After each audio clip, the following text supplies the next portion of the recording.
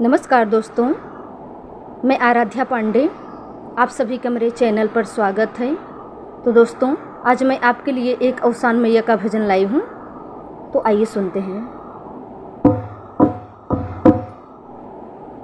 चलियो तू आंगन हमार हो पूजनवा तोहार करबै मैया।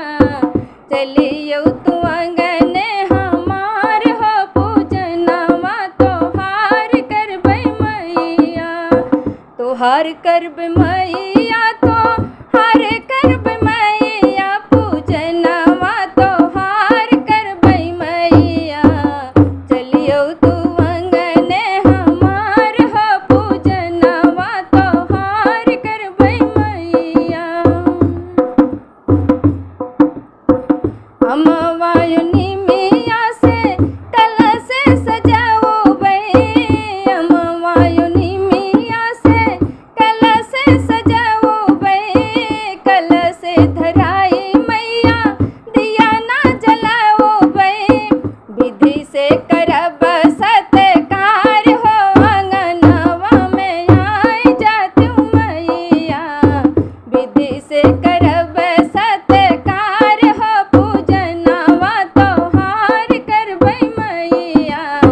चलियो तू आंगन हमार हो पूजनवा तोहार करबै मैया। सब हो सुहागनी का मथवा टिकाओबै, सब हो सुहागनी का मथवा टिकाओबै।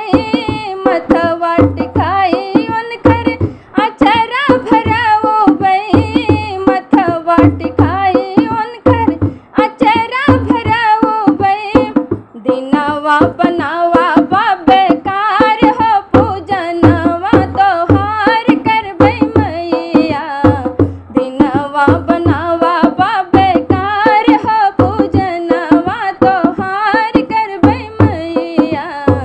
चलियो तू आंगन हमार हो पूजनवा तोहार करबै मैया। तोहार करबै मैया।